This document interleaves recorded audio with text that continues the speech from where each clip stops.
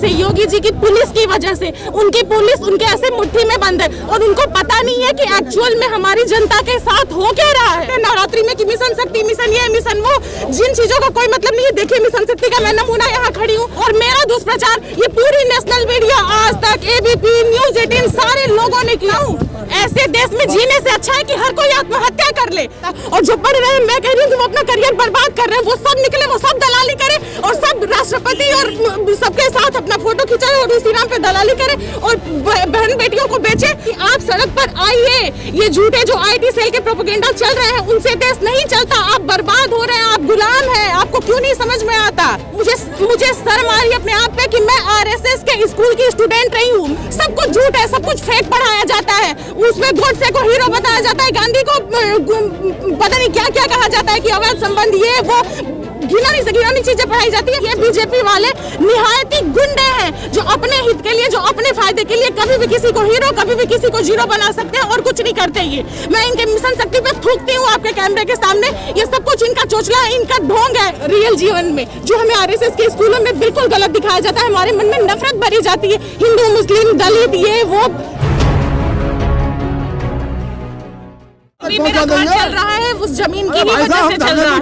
मैं, मेरे दो छोटे भाई बहन, मेरी माँ, मेरा परिवार है, लेकिन फिर भी पिता के न होने के बावजूद भी अगर हमारी आजीविका चल रही है तो कैसे चल रही है? सिर्फ और सिर्फ खेती की वजह से चल रही है, जमीन की वजह से चल रही है और उस जमीन पे आंच नहीं आनी चाहिए। मैं वाराणसी से आई हूँ, जहाँ संसदीय क्षेत्र है हमारे मोदी जी का। मैं वाराणसी से आई हूँ और मैं बताऊँ, मैं एक रेप पीड़िता हूँ।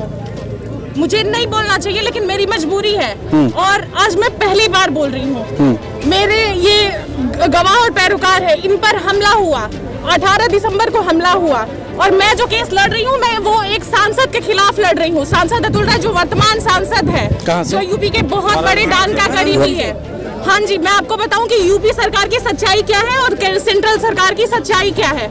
तो उस एक हिस्ट्री सीटर जिसपे मेरे ख्याल से 3 दर्जन मुकदमे हैं, उस हिस्ट्री सीटर सांसद को बचाने के लिए हमारे केस में मैं 2 साल से अपना घर, मैं अपनी माँ को, अपने 2 छोटे भाई बहन, मैं बड़ी हूँ, मेरी जिम्मेदारी अपने घर को संभालना, लेकिन मैं छोड़ के मैं यहाँ दिल्ली में अपना जीवन यापन कर रही हूँ। योगी जी की वजह से, योगी जी की पुलिस की वजह से। उनकी पुलिस उनके ऐसे मुट्ठी में बंद है और उनको पता नहीं है कि एक्चुअल में हमारी जनता के साथ हो क्या रहा है। उनको मतलब ही नहीं है, बस आओ, जीरो टॉलरेंस की नीति है, हटा देते हैं, ये कर देते हैं, वो कर देते हैं, लेकिन असलियत में उसका धरातल पे कितना है उससे उनको कोई लेना देना नहीं है। स्वाति सिंह जी को फोन करो तो झूठ बोल देती है कि हम है ही नहीं। अलका राय जी को फोन करो, विधायक जिनकी पत्नी है स्वर्गीय कृष्णानंद राय, बीजेपी के, जिनको मारा था मुख्तार अंसारी ने, उनकी पत्नी को फोन करो तो वो झूठ बोल देती है कि हम है ही नहीं। ये लोग पहुंचा नहीं पाते हैं योगी जी के पास, पहुंचा नहीं पाते हैं यूपी के डीजीपी के पास, लेकिन इनके पास सारे बाहुबली, सारे गुंडे, सारे अपराधी सारे पहुंच जाते हैं। फिर भी ये सब झूठ मूठ का तमाशा करने लगते हैं नवरात्रि में कि मिशन शक्ति, मिशन ये, मिशन वो, जिन चीजों का कोई मतलब नहीं है। देखिए मिशन शक्ति का मैं नमूना यहाँ खड़ी हूँ कि मैं 2 साल से अपना घर छोड़कर खड़ी हूँ, लेकिन मुझ पर बार बार केस होते हैं। 10 केस हो चुके हैं मेरे ऊपर, 10 केस, जिसमें हनी ट्रैप, धोखाधड़ी, ब्लैकमेलिंग, ये वो, जिनको मैं जानती भी नहीं। और मेरा दुष्प्रचार ये पूरी नेशनल मीडिया, आज तक, एबीपी, न्यूज 18 सारे लोगों ने किया। पर जब मुझ पर हमला हुआ, मैंने सबको पीएमओ में, सीएमओ में फोन किया, स्पीड पोस्ट किया, ईमेल किया, लेकिन कोई संज्ञान नहीं लेने वाला है। जिसका मेरे पास वीडियो है, आप कहे तो मैं आपको दिखाऊं कि एक लड़की पर, एक उसके जो गवाह है, जो केस का पैरोकार है, उसको भरी अदालत में एमपी एमएलए कोर्ट प्रयागराज में हमला हुआ, हाथ तोड़ा गया, उंगली तोड़ी गई, पर कोई संज्ञान नहीं लेने वाला है। ये देश क्या किसानों के हित की बात करेगी और क्या महिलाओं के हित की बात करेगी? सब चोचला है, इन चीजों का कोई असलियत में महत्व नहीं है। और मैं आपको बताऊं कि अगर इस देश का यूथ रोड पे नहीं आया, सबने अपनी आवाज बुलंद नहीं की, तो हम नहीं मानते कि ये देश आजाद है। मैं नहीं मानती कि हम आजाद हैं, हम आजाद नहीं है। जो भी आवाज उठाएगा, क्या तो वो साजिश करता है, क्या तो वो विपक्षी पार्टी का साथी है, क्या तो वो आतंकवादी है, क्या तो वो उग्रवादी है, क्या तो उसका संबंध उससे है, उसका संबंध उससे है। उन्नाव का आपने देखा, हाथरस का देखा, ये आम हो गया है, ये आम हो गया। 2024 में बेफिक्र रहो। नहीं, अब बात रखिए। मैं कहती हूँ कि ऐसे देश में, मैं आपको बताऊं, ऐसे देश में जीने से अच्छा है कि हर कोई आत्महत्या कर ले, लेकिन आत्महत्या बंद कमरे में नहीं होनी चाहिए। बंद कमरे में आत्महत्या हत्या होगी तो काम नहीं चलेगा। मैंने मृत्यु पूर्व बयान सब जगह दे दिया है, सुप्रीम कोर्ट में, हाई कोर्ट में, सीएम को, पीएम को। मैं आपको बताऊं, पीएमओ को मैंने फोन किया कि हमारे ऊपर 18 दिसंबर 2020 को जानलेवा हमला हुआ, मैंने आप लोगों को ईमेल किया, स्पीड पोस्ट किया, आप लोग संज्ञान क्यों नहीं ले रहे? तो पीएमओ को फोन उठाने वाला अधिकारी कहता है, बहन मैं आपसे हाथ जोड़ के विनती करता हूँ कि आप आत्महत्या की बात न करें, मैं आपके लिए ईश्वर से दुआ करूंगा। पीएमओ के अधिकारी से ये जवाब आप नहीं क्या कहा, फिर से बोलिए, फिर से बोलिए। पीएमओ के अधिकारी ने कहा कि बहन आप आत्महत्या की बात मत करिए, मैं आपके लिए दुआ करूंगा ईश्वर से। क्या पीएमओ इसीलिए बना है? पीएमओ अपनी सारी जो सीक्रेट जानकारियां होती है वो को सब पता है, लेकिन पीएमओ के अधिकारी एक पीड़ित महिला से इस तरह की बात करते हैं। क्या ये देश सच में आजाद है? मैं नहीं मानती। क्यों हम लोग पढ़ लिख ही रहे हैं भाई? क्यों पढ़ लिख रहे हैं? लोगों की दलाली करने के लिए?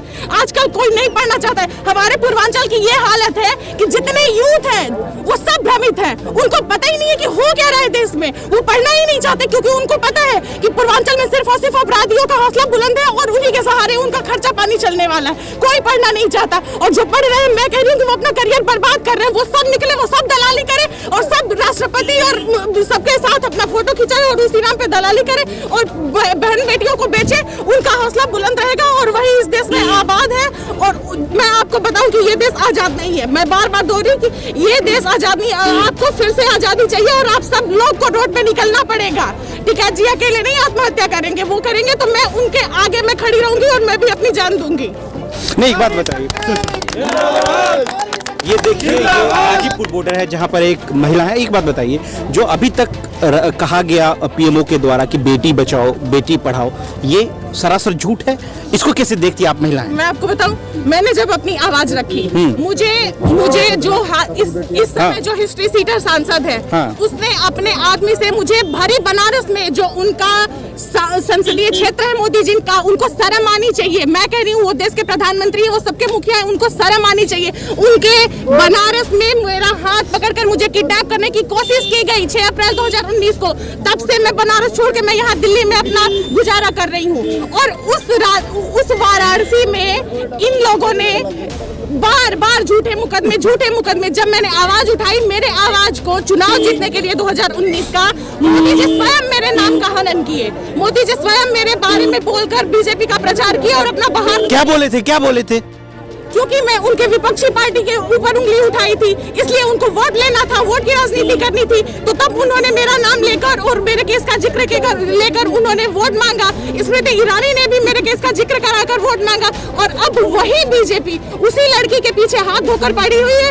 मेरा कोर्ट में भी मेरा शोषण होता है कि मैं बीजेपी के कहने पे की और बीजेपी ही मेरे पीछे पड़ी है। बीजेपी एकदम खोखली है।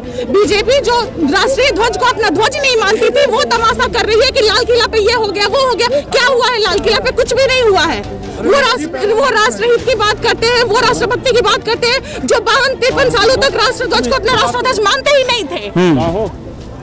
अब क्या विकल्प क्या है हिंदुस्तान के पास? मेरे पास देखिए, मेरे पास तो विकल्प कुछ भी नहीं है। मैंने अपने जीवन को मैंने कह दिया है कि मेरे साथ कुछ भी गलत होगा तो मैं आत्मदाह करने के लिए तैयार हूँ और मैं सुप्रीम कोर्ट के सामने आत्मदाह करूंगी। और मैंने अपना मृत्यु पूर्व बयान भी सब जगह दे रखा है, कोई संज्ञान लेने वाला नहीं है। लेकिन इसका किसान आंदोलन को देखकर, मैं इनके संघर्षों को देखकर मैं अभी भी जिंदा हूँ। और जिस दिशा में किसान आंदोलन जा रहा है, इसी पे निर्भर करता है कि मेरे जीवन का होने वाला क्या है। इसलिए मैं प्रत्येक दिन, जिस दिन मुझे समय मिलता है, मैं यहाँ आती हूँ और यहाँ की चीजों को देखती हूँ। और मैं ये कहना चाहती हूँ इस देश के यूथ से कि आप सड़क पर आइए। ये झूठे जो आईटी सेल के प्रोपेगेंडा चल रहे हैं, उनसे देश नहीं चलता। आप बर्बाद हो रहे हैं, आप गुलाम हैं। आपको क्यों नहीं समझ में आता? आपका पढ़ा लिखा दिमाग कहाँ जा रहा है? मुझे शर्म आ रही है अपने आप पे कि मैं आरएसएस के स्कूल की स्टूडेंट रही हूँ। मैं इससे ज्यादा बड़ी बात बोल नहीं सकती, इससे ज्यादा बड़ी बात मैं बोल नहीं सकती। मैं कक्षा प्रथम से लेकर अष्टम तक मैं आरएसएस के स्कूल सरस्वती शिशु विद्या मंदिर की स्टूडेंट रही हूँ, जिस पर मुझे आज घृणा आती है। सब कुछ झूठ है, सब कुछ फेक पढ़ाया जाता है। उसमें गोडसे को हीरो बताया जाता है, गांधी को पता नहीं क्या क्या कहा जाता है कि अवैध संबंध, ये वो घिनौनी से घिनौनी चीजें पढ़ाई जाती है। और तब हमको पढ़ना पड़ता है, जब बाद में हम ऊपर की किताब को पढ़ते हैं, ऊपर की चीजों को जब इस दुनियादारी को पढ़ते हैं, देखते हैं, तब हमें समझ में आता है कि ये बीजेपी वाले निहायती गुंडे हैं, जो अपने हित के लिए, जो अपने फायदे के लिए कभी भी किसी को हीरो, कभी भी किसी को जीरो बना सकते हैं और कुछ नहीं करते। ये मैं इनके मिशन शक्ति पे थूकती हूँ आपके कैमरे के सामने। ये सब कुछ इनका चोचला है, इनका ढोंग है।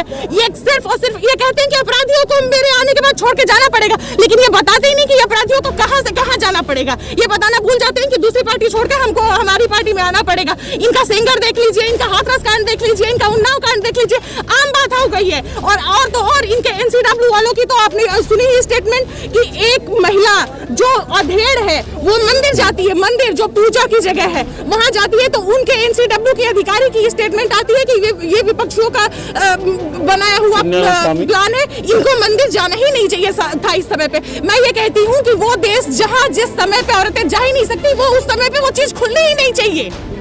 एक बात बताइए, जो औरतें जा ही नहीं सकती। एक बात बताइए, आज से 2014 का पहले का कार्यकाल और अब के कार्यकाल में क्या अंतर दिख रहा है? देखिए मैं आपको बताऊं, मेरा राजनीति से कोई लेना देना नहीं। एक सिटीजन होने के नाते, मैं एक सिटीजन होने के नाते, चूंकि मैं गांव में रही हूं, मैं गांव में पली पड़ी हूं, मुझे कांग्रेस की ज्यादा चीजों के बारे में नहीं पता है। मैं 2014 में मैं वाराणसी में शिफ्ट हुई और मेरी कॉलेज वहां से हुई है, और तब से मैं इनकी चीजों को देख रही हूँ। चूंकि मेरा आरएसएस के स्कूल से पढ़ाई रहा है, और उसके बाद से मैं चीजों को जब मैं बाहर देख रही हूँ, तो जो भी हमने आरएसएस के स्कूल में पढ़ा है सब कुछ उल्टा है रियल जीवन में। जो हमें आरएसएस के स्कूलों में बिल्कुल गलत दिखाया जाता है, हमारे मन में नफरत भरी जाती है, हिंदू मुस्लिम दलित ये वो सारी चीजें इतनी गंदगी भरी जाती है आरएसएस के स्कूलों में कि मैं आपको बता नहीं सकती। और मैं उसकी साक्षी रही हूँ, मैं 8 साल उस स्कूल की मैं पढ़ी हूँ, इसीलिए मैं कहती हूँ कि मुझे शर्म आ रही है कि मैं वैसे स्कूल में पढ़ी हूँ।